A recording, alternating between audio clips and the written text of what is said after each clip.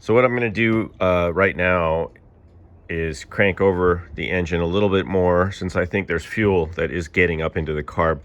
But I want to hook up this is the electronic choke wire, and it needs to go to switched on 12 volt, and I'll just use the one on the fuse panel for now.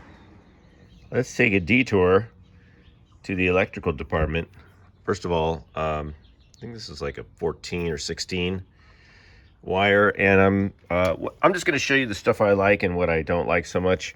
So I go to Harbor Freight like a lot of us, and rather than use the regular shrink tubing, if you can get this marine heat shrink tubing, this stuff is awesome. So I just cut a little piece. I'm gonna overlap the connector. What I don't like so much are these little cheapy Harbor Freight connectors. I mean, they're convenient, but I'm just doing this as a temporary right now. I'm gonna put more energy into this later. I do like these, which Harbor Freight does sell, and these are like the waterproof ones, I think. Yeah, these have the shrink on them. These don't. See, these are just like hard plastic. So you can crimp them, but these are the shrink wrap type. These I like. But as far as connectors, I would order some better connectors. These things just seem cheap to me. Just hard plastic. They're okay, but you can crimp them in a pinch. All right. The only thing I don't like, let me go back to this. The only thing I don't like about this pack is that they give you, they don't give you very much of the size you actually need most of the time. Like this stuff is okay, but it's almost too small to fit over. It'll fit over this little tiny guy. But what you really need is like the medium size. This is ridiculous. When are you ever going to use this? I mean, I guess maybe once or twice in your life. Apparently I use some of it. Maybe if you have a gigantic ground wire, or you want to just heat shrink like a loom section. But anyway, let me put this together. Oh, also tools, man. This little stripper guy, this thing works great. Get one of these. I think this is from Harbor Freight. This is awesome. Also, get a good crimper. This one I like a lot. You can get these all over Amazon. Get a little lighter, like a cigar. Can't see the flame because the sun is out. It's there. A little lighter I keep in here for your heat shrink, and then that's it. These are my go-to tools. So I'm gonna put this on, be right back. It's okay. So I'm gonna pop this on. After thinking about it for a minute, I decided I would put a fuse in this line going out to the choke, just because I'm taking it off the fuse panel, which is not really where you want to take the power from. So I don't want anything to get fried. So I got a box of these things. Obviously you need to cut the wires. It won't work. I'm gonna put this in line. I'm gonna put a 10 amp fuse. I recommend just getting a pack of these if you're gonna, I mean, of course these are not stock. This isn't, you're not gonna win any Top Flight awards with using these things. But for this car, I'm gonna use these connectors with the shrink and stick a 10 amp fuse in there. Is this your first time? All right, we're back. This is the first time trying to actually start the engine, because I put in the electronic choke. Yeah. Let's see what my neighbor's here witnessing. All right, let's see. Let's see what happens. Okay. Sounds pretty good, man. Hey. Let's give it a little pump. We're just trying to get fuel up in there. The gardener's joining in. All right, let's try. Yeah, I think it needs a little more priming, but see if we can. Right there. It's gonna get there. Come on, the gardener's winning. Come on now. That was it, right there. Woo! That was it. Let's go. Yeah, Just right there. it's right there. Sounds good. Yeah, it does. Yeah.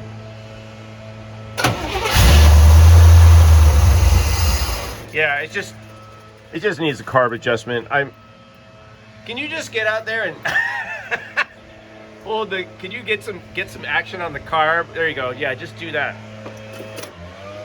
Pull the carb throttle. You see the throttle right there? Yeah. Okay, you're in charge of that.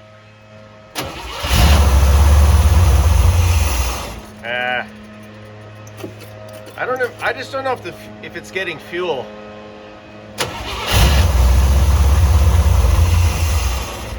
Yeah, it just needs an adjustment, I think. All right, I'm excited though. Are you excited? I'm excited.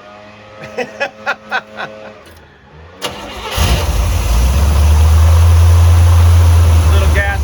Come on. Whoa. Come on, baby. Come on. All right. Okay. When flames start coming out of the top is when you need to pause. Okay, we'll be back. All right. Yes, this was not connected. This needed to be on the carb, so that's some vacuum. Then I put the air cleaner on, so we have vacuum. Everything should be cool, and that's a flame protector there too. The gardener is winning. All right, let's try again. Let's try again. I got faith. We'll give it a pump. What's that? I got faith in you. You got faith? All right. Let's go.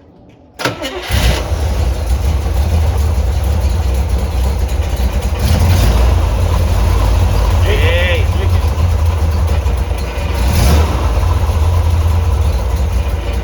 It's idling really slow. I'm having to pump the gas a little bit. So, are those wires touching over there? You got a good leak again. Oh, the leak? Okay. Yeah. All right, let's go take a look. It kind of spurts. Okay, so what's happening? Oh, that was another issue. Yeah, what was happening is, of course, this is fun. We've got fuel. We got dripping fuel.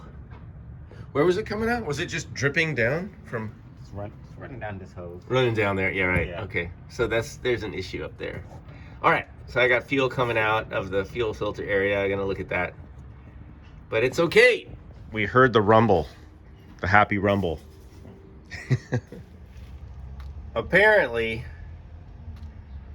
my fuel line installation skills are garbage. All right, so good. I mean, you know, this is what it is, you guys, right? You hook up stuff, you try it, you find problems, and you fix it.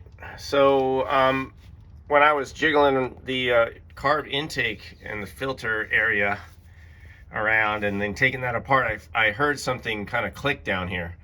So I don't think either one of these were seated properly. And if you guys remember when I installed this hardline, I had to really wrestle it in. So maybe the problem was starting down here. I mean, obviously there's a problem here. So I'm going to take this off, look at it, check it out, you know, and just do a reinstall of that. All right, you guys, I just tightened this again, and I tightened it quite a bit because it seemed like even tightening it about, let's say 15, 20 foot-pounds, this was still leaking right around here. It was just kind of seeping out. So I just put a lot of pressure on it, maybe, I don't know, 30 pounds, 40 pounds, something like that. But I want to be careful. Also, I put a crescent wrench on this up here like that, you know, when I'm cranking on that. You don't want to just crank on this nut without that on there, without some pressure, because you'll tweak this whole thing down. Anyway, this looks good. I'm just keeping an eye on it. I don't see anything leaking. I'm gonna come back and check later, but let's go back up top. All right, and then the second thing is this was not aiming straight in. So now it's still going, can you see it? I think it's still maybe just going a hair towards, you know, to the right. Maybe that looks pretty good. I feel like that should seat when I'm tightening. I can manipulate it a tiny bit. Okay, so I'm gonna put the filter back in. By the way, here's what we took out, and here's the filter. I'm happy to say there was just a tiny bit of stuff in there, so I'll empty that out and pop this back in. and get it hooked up. Filter is clean. Adapter is clean and inspected. Hit it with a little heavy metal polish. And I cleaned that out. There's a little bit of gunk in there, but I sort of cleaned it out pretty well. Not perfect, but should be good enough. All right, let's pop it in. All right, feels good. Hopefully it's in solid. Let's go try. By the way, I was working down here and I was going to lean in, and because it was like that, I didn't see this, how far this was protruding, and I just doinked my forehead right on that. So that's why this is on there. Make sure you get it in the right finger, which is the one that you say when you doink your forehead. Anyway, okay, let's start this. We got oil pressure gauge. We got everything hooked back up. Oh yeah. Let's see what happens. Give it a pump. There may not be fuel up there now, so I might have to let it run a little. Let the starter run.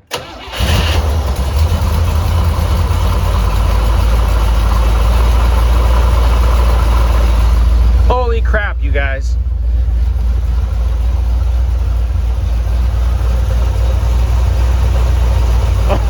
Oh, yes.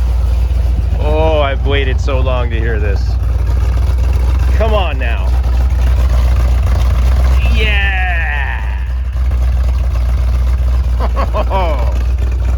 Let's go. Oh my God. Any fuel leak? Looks dry to me.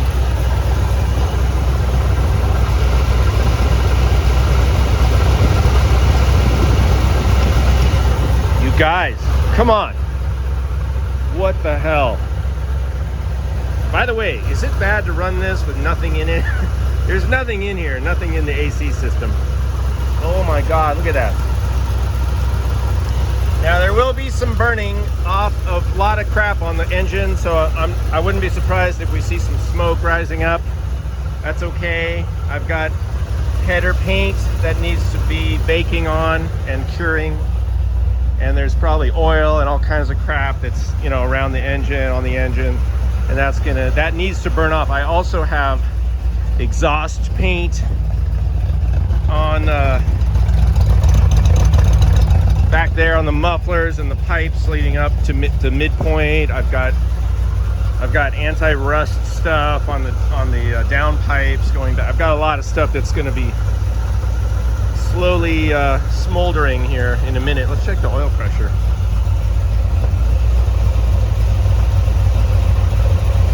Looks good, you guys. Yeah, like just over 30.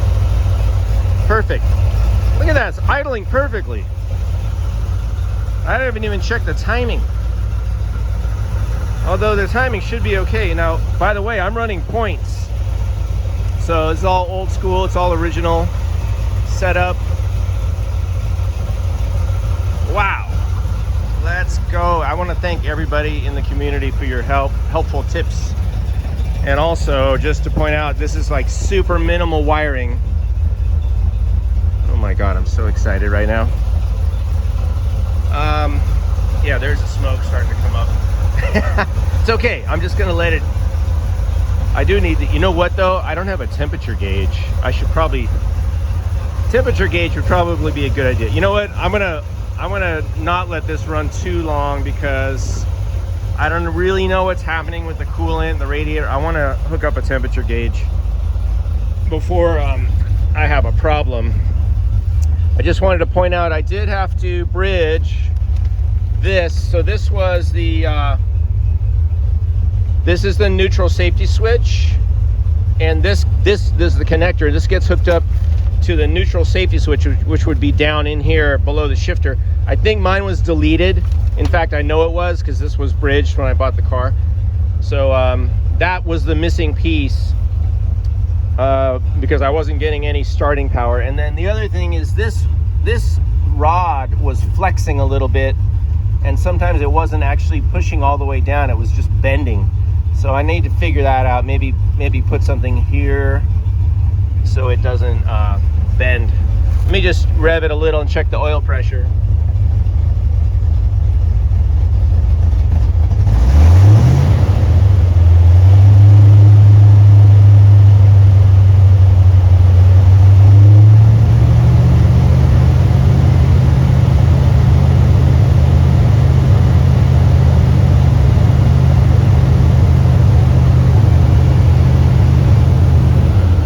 Sounds pretty healthy, actually. Except, yeah, okay. Let's shut it off. Let's shut it off and watch the barbecue happening. Yeah, look at that. So that's normal. Yeah, that all these headers need to smoke off a little bit. All right, cool, you guys. That's it. I'm gonna end this video here because it's long enough. But hey, man, what an exciting day! And it's a beautiful day. We even have clouds in Southern California. Let's check, make sure everything's... I don't think it ran long enough to really get the pipes very hot, but I do have a laser thermometer thing, laser read temperature. Maybe I'll just check around here and there real quick. But that's all for now. Thanks, you guys. Wow. So excited. See you later.